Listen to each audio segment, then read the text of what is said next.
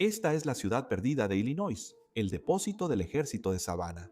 En su apogeo, albergaba a más de 7.000 trabajadores y en muchos sentidos funcionaba como un pequeño pueblo estadounidense. El depósito cubría aproximadamente 20 millas cuadradas, estaba atravesado por 140 millas de caminos pavimentados internos y unos sorprendentes 68 millas de vías de tren que conectaban las distintas fábricas y talleres en el lugar. También tenía su propia planta de energía, centro comercial, teatro y alojamientos para toda la población. Y probablemente debería señalar que Savannah estaba mejor armada que la mayoría de los países. Entonces, ¿cómo fue que una instalación de armamento llegó a ser del tamaño de una pequeña ciudad? ¿Y por qué fue finalmente abandonada? Quédate para descubrirlo mientras exploramos el auge y la caída del depósito del ejército de Savannah, la ciudad perdida de Illinois. Soy su anfitrión Ryan Soskash y estás viendo Eins History. Comencemos a finales del siglo XIX, cuando la pequeña ciudad de Savannah, Illinois, se había convertido en uno de los nudos ferroviarios de carga más importantes del Alto Mississippi. De hecho, la zona estaba al borde de una transformación económica, impulsada por varios ferrocarriles dirigidos desde Chicago que pasaban por esta área. En su punto máximo combinado, los patios ferroviarios de Savannah estaban clasificando 4.500 vagones de carga cada día, un volumen que redefinió toda la región circundante. Con eso, la población aumentó hasta acercarse a los 5.000 habitantes. Se construyeron hoteles, se abrieron bancos y la infraestructura de una verdadera ciudad tomó forma a lo largo de los acantilados del río. Con el nuevo dinero, los líderes del pueblo iniciaron una ola de mejoras cívicas. Se construyeron alcantarillados, se instalaron teléfonos, las aceras de cemento reemplazaron los caminos de tierra, se abrió una biblioteca pública y se crearon parques a lo largo del Mississippi. Y debemos agregar que los negocios estaban en auge. Sin embargo, unas décadas después, cuando Estados Unidos entró en la Primera Guerra Mundial y el gobierno federal buscaba tierras, esa transformación local se aceleraría al máximo. Para dar contexto, el Arsenal de Rock Island estaba a unas 70 millas de distancia y en esos tiempos era una de las principales instalaciones de fabricación de armas del ejército. Sin embargo, había un problema, ya que sí, podía producir piezas de artillería por cientos, pero no tenía un terreno para pruebas. Así que lo que realmente necesitaba el arsenal era una enorme extensión de terreno plano y remoto donde se pudieran disparar armas sin poner en peligro a nadie. Pero al mismo tiempo, ese terreno tenía que estar bien conectado con el ferrocarril. ¿Ves a dónde quiero llegar con esto? El campo de pruebas de Savannah abrió oficialmente el 26 de diciembre de 1918. Y curiosamente, aunque la guerra para la que fue construido había terminado 6 semanas antes, la construcción se expandió agresivamente de todos modos. Bien entrado, 1920 piezas de artillería salían de Rock Island y eran probadas aquí. Para 1921, el sitio fue redesignado como el Depósito de Armamento de Savannah y su propósito cambió de probar armas a almacenarlas. En ese momento cortó lazos con Rock Island y comenzó a operar de manera independiente. Ese mismo año, la población de Savannah alcanzó su punto máximo con 5.237 habitantes. Según la mayoría de los registros, la vida diaria en la zona parecía estable y típicamente estadounidense, ya que la nómina militar había transformado el cruce ferroviario en algo con un propósito nacional aún mayor. Así que los residentes, la mayoría de los cuales estaban en servicio, nunca realmente consideraron qué pasaría con la base y el pueblo cercano si esa nómina desapareciera. Recuerda, la base y los ferrocarriles juntos representaban más de la mitad de los empleos. Así que realmente no había un tercer pilar. Y las cosas seguirían así hasta la Gran Depresión, cuando los presupuestos militares se redujeron. Al mismo tiempo, los ferrocarriles enfrentaban una competencia feroz, así que Savannah empezó a perder gente rápidamente por primera vez en su joven historia. De hecho, para 1939, el lugar era prácticamente un pueblo fantasma, ya que la base empleaba solo a 143 trabajadores. Pero luego, con el estallido de la Segunda Guerra Mundial, los residentes regresaron en masa. Entre 1939 y 1942, la fuerza laboral pasó de esos simbólicos 143 trabajadores a 7.195 Shi. En consecuencia, la extensión física del pueblo y de la base también creció en la misma proporción. Se construyeron caminos, se levantaron almacenes y se construyó una planta de energía dedicada para mantener la instalación funcionando de manera independiente de la red eléctrica circundante. También había una tienda de abasto, un teatro y viviendas para la fuerza laboral, con alojamientos más elegantes para los oficiales, separados del área de los soldados rasos. Para mantener la seguridad, la Compañía 516 de Policía Militar proporcionaba vigilancia en todo el perímetro, ocupando casetas de guardia en los puntos de entrada controlados a lo largo de la cerca. Para los soldados destinados allí, la base tenía todo lo que tendría un pequeño pueblo, desde un club para soldados rasos hasta una alberca. Así que la gente se sentía feliz allí. Un soldado destinado allí en la década de 1960 recordó más tarde haber contado 17 bares solo en el pueblo de Savannah y señaló que los residentes locales trataban a los hombres uniformados como si fueran de su familia. En cuanto al almacenamiento de municiones, bueno, eso no se parecía a nada más que se hubiera construido en suelo estadounidense. El ejército construyó 407 polvorines cubiertos de tierra, cada uno con entre 1.000 y 2.000 pies cuadrados de espacio y con puertas a prueba de explosiones de 4 toneladas. Por dentro, cada uno tenía 15 pies de altura en el centro, con 2 pies de concreto en los lados y la pared trasera. En conjunto, medían 60 pies de largo y 30 pies de ancho. Estas estructuras eran lo suficientemente grandes como para almacenar desde proyectiles de artillería individuales hasta bombas de 500 libras. Después de la construcción, las excavadoras cubrieron las estructuras con 2 pies de tierra vegetal y plantaron pastos sobre los montículos, ocultándolos de la observación aérea. E incluso hoy en día, si miramos fotos satelitales, podemos ver que desde arriba realmente parecen un campo de colinas bajas. El diseño también fue deliberado en otro aspecto. Ninguno de los polvorines estaba frente a otro, así que si uno explotaba, era menos probable que detonara los que estaban a su lado. En enero de 1948, esa filosofía de diseño fue puesta a prueba. Un polvorín lleno de minas terrestres se enfrió demasiado.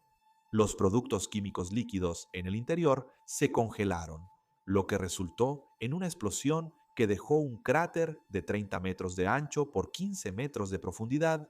Ahora, hay algunas leyendas locales interesantes sobre esta explosión. Aparentemente, la puerta de acero de 4 toneladas fue volada y nunca se volvió a encontrar.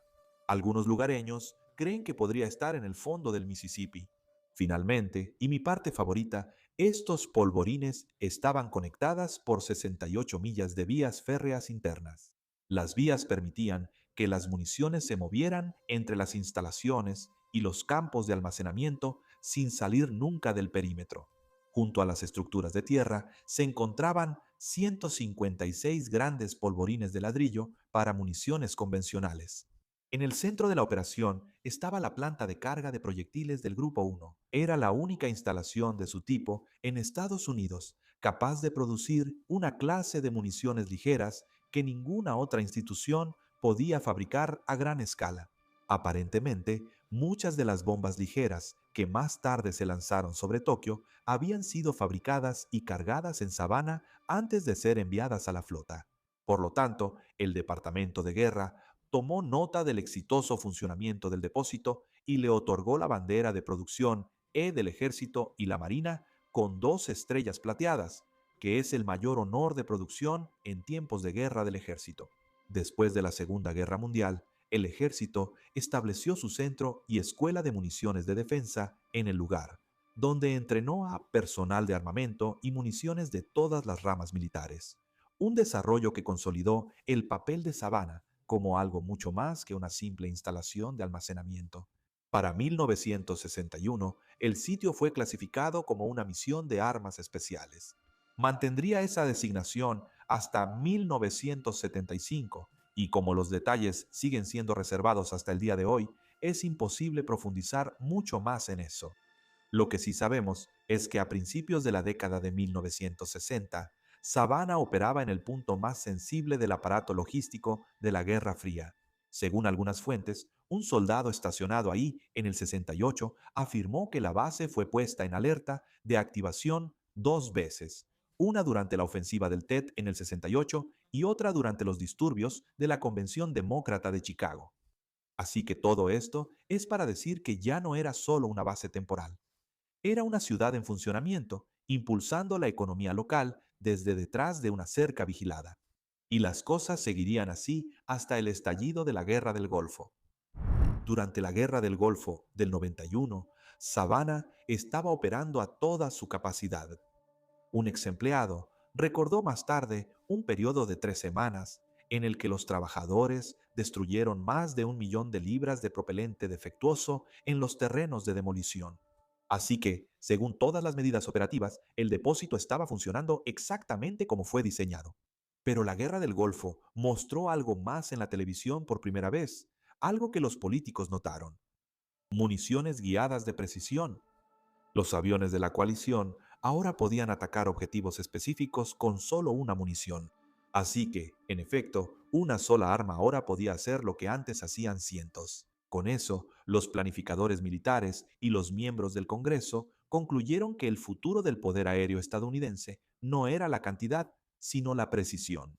Y así, una instalación construida para almacenar, mantener y enviar cientos de miles de municiones convencionales de repente parecía menos un activo estratégico y más una carga legal.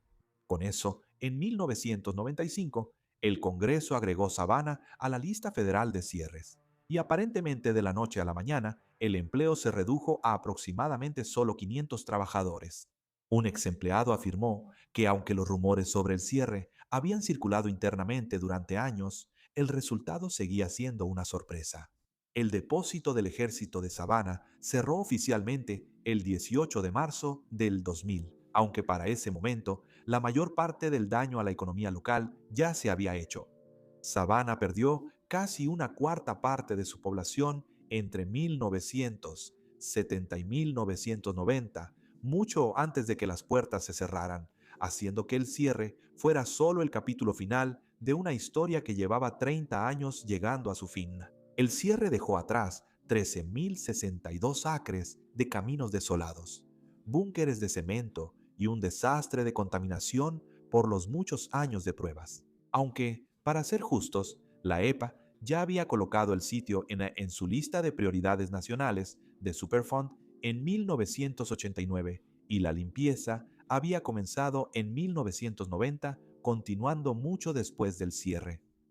En tiempos modernos, la Autoridad de Reurbanización de Joe Carroll asumió la responsabilidad de aproximadamente 3.000 acres que incluyen cosas como los barracones, la tienda de la base, el teatro, el club de oficiales y la mayor parte de la infraestructura construida de la antigua base, mientras que otras partes del terreno se convirtieron en el depósito de Savannah, el parque y la zona de reurbanización industrial, incluyendo cosas como el almacenamiento y las operaciones de reparación de vagones de tren. En septiembre de 2003, el Departamento de Defensa transfirió otras 9.404 acres al Servicio de Pesca y Vida Silvestre de los Estados Unidos, que sorprendentemente es el remanente más grande de pradera arenosa en Illinois, y ahora es hogar de 47 especies amenazadas y en peligro de extinción. En cuanto a esos búnkeres cubiertos de tierra, bueno, la mayoría de las 409 estructuras todavía están en pie, aunque están selladas del mundo exterior. Aunque algunos exploradores urbanos han logrado entrar, documentando una variedad de artefactos, incluyendo grafitis que datan de 1951.